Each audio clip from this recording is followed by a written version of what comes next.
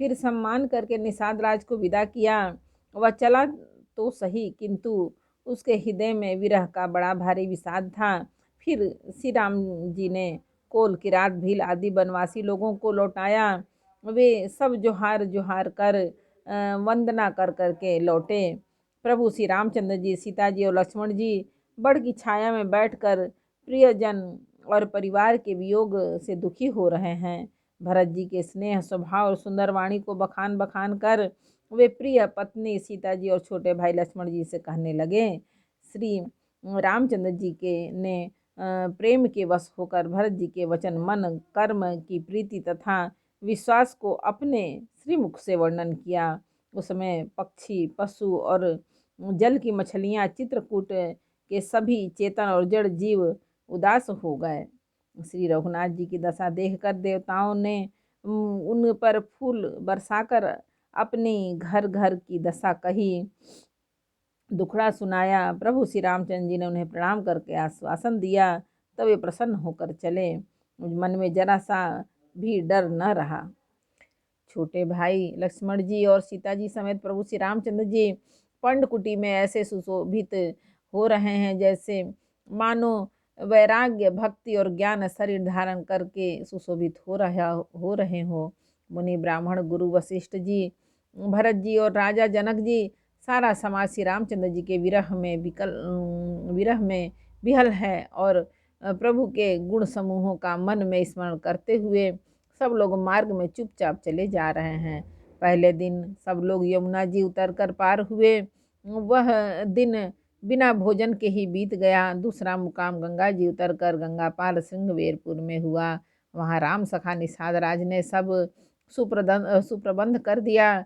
फिर सई उतरकर गोमती में स्नान किया और चौथे दिन सब अयोध्या जी जा पहुँचे। जनक जी 4 दिन अयोध्या जी में रहे और राजकाज एवं सब साज सामान को संभाल कर तथा मंत्री, गुरु तथा भरत जी को राज्य सौंपकर सारा साज सामान ठीक करके निर्हुति को चले। नगर के स्त्री पुरुष गुरु जी की शिक्षा मानकर श्री राम जी की राजधानी अयोध्या जी में सुखपूर्वक रहने लगे। सब लोग श्री रामचंद्र जी के दर्शन के लिए नियम और उपवास करने लगे। वे भूषण और भोग सुख को छाड़कर अवधि की आशा पर जी रहे हैं। भरत जी ने मंत्रियों और विश्वासी सेवकों को समझाकर उद्धत किया। वे सब सीख पाकर अपने अपने काम में लग गए। फिर छोटे भाई शत्रुघ्न जी को बुलाकर शिक्षा दी और सब माताओं की सेवा उनको सौंपी। ब्राह्मणों को बुलाकर भरत जी ने हाथ जोड़कर प्रणाम कर अवस्था के अनुसार नियम और निहोरा किया और आप लोग ऊंचा नीचा, छोटा बड़ा, अच्छा मंदा जो कुछ भी कार्य हो उसके लिए आज्ञा दीजिएगा, संकोच न कीजिएगा। भरत जी ने फिर परिवार के लोगों को, नागरिकों को तथा अन्य प्रजा को बुलाकर उनका समाधान करके उनको सुखपूर्वक बसाया। फिर छोटे भाई शत्रुघ्न जी सहित वे गुरु जी के घर गए और दंडवत करके हाथ जोड़ करके बोले, आज्ञा हो तो मैं नियम पूर्वक रहूं। मुनि वशिष्ठ जी पुलकित शरीर हो प्रेम के साथ बोले, हे भरत, तुम जो कुछ समझोगे, कहोगे और करोगे वही जगत में धर्म का सार होगा। भरत जी ने यह सुनकर और शिक्षा तथा बड़ा आशीर्वाद पाकर ज्योतिषियों को बुलवाया और दिन अच्छा मुहूर्त साध कर प्रभु की चरण पादुकाओं को निर्विघ्नता पूर्वक सिंहासन पर विराजित कराया। फिर श्री रामचंद्र जी की माता कौशल्या जी और गुरु जी के चरणों में सिर नवाकर और प्रभु की चरण पादुका की आज्ञा पाकर धर्म की धुरी धारण करने में धीर भरत जी ने नंदीग्राम में पर्णकुटी बनाकर उसी में निवास किया। सिर पर जटाजूट और शरीर में मुनियों के वल्कल वस्त्र धारण कर पृथ्वी को खोदकर उसके अंदर कुश की आसनी बिछाई। भोजन, वस्त्र, बर्तन, व्रत, नियम सभी बातों में वे ऋषियों के कठिन धर्म का प्रेम सहित आचरण करने लगे।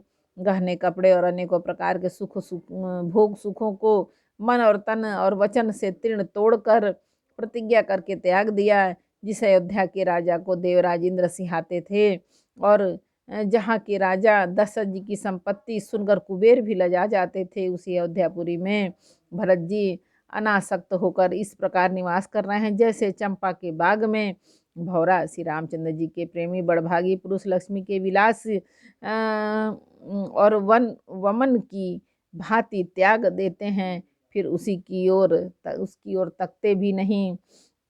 फिर भरत जी तो स्वयं श्री रामचंद्र जी के प्रेम के पात्र हैं और वे इस भोगैश्वर्य त्याग रूप करने से बड़े नहीं हुए, अर्थात उनके लिए यह कोई बड़ी बात नहीं है। पृथ्वी पर का जल न पीने की टेक से चातक की और नीर क्षीर विवेक की विभूति शक्ति से हंस की भी सराहना होती है। भरत जी का शरीर दिनों दिन दुबला होता जाता है। तेज अन्न घृत आदि से उत्पन्न होने वाला मेद घट रहा है और बल और मुख की कांति अथवा शोभा वैसी ही बनी हुई है। राम प्रेम का प्रण नित्य नया और पुष्ट होता है, धर्म का दल बढ़ता है और मन उदास नहीं अर्थात प्रसन्न है। जैसे शरद ऋतु के प्रकाश विकास से जल घटता है किंतु वेद शोभा पाते हैं और कमल विकसित होते हैं। सम दम संयम नियम और उपवास आदि भरत जी के हृदय रूपी निर्मल आकाश के नक्षत्र तारागण हैं। विश्वास ही उस आकाश में ध्रुव तारा है। 14 वर्ष की अवधि का ध्यान पूर्णिमा के समान है और स्वामी श्री रामचंद्र की सूरति स्मृति आकाश गंगा सरी की प्रकाशित है। राम प्रेम ही अचल सदा रहने वाला और कलंक रहित चंद्रमा है। वह अपने समाज नक्षत्रों सहित नित्य सुंदर सुशोभित है।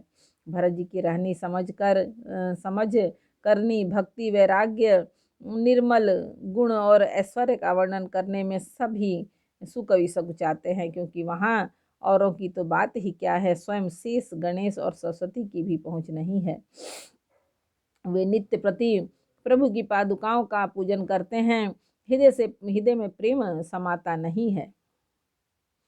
पादुकाओं से आज्ञा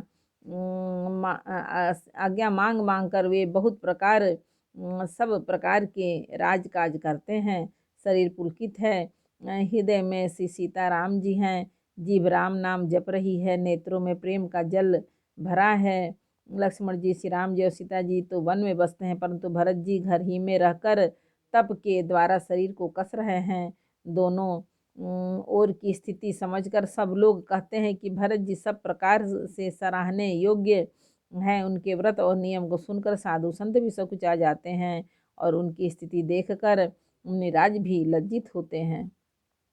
भरत का परम पवित्र आचरण मधुर सुंदर और आनंद मंगलों का करने वाला है। कलयुग के कठिन पापों और क्लेशों को हरने वाला है। महामोह रूपी रात्रि को नष्ट करने के लिए सूर्य के समान है। पाप समूह रूपी हाथी के लिए सिंह है। सारे संतापों के दल का नाश करने वाला है।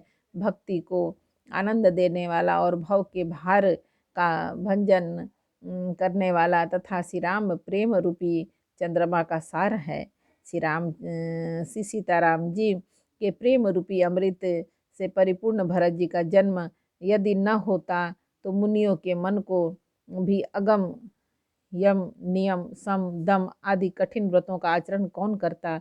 दुख संताप दरिद्रता दंभ आदि दोषों को अपने सुयस के बहाने कौन हरण करता तथा कली काल में तुलसीदास जैसे सठों को हठ पूर्वक कौन श्री राम जी के सम्मुख करता। तुलसीदास जी कहते हैं कि जो कोई भरत जी के चरित्र को नियम से आदरपूर्वक सुनेंगे उनको अवश्य ही श्री सीताराम जी के चरणों में प्रेम होगा और सांसारिक विषय रस से वैराग्य होगा। एक बार बोलो रामायण मैया की जय।